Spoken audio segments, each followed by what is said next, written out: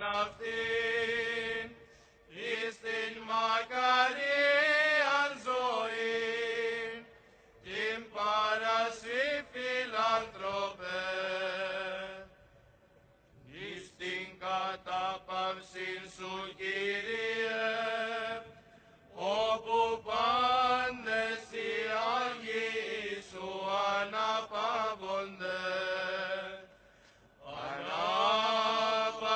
ανάπαυσον και την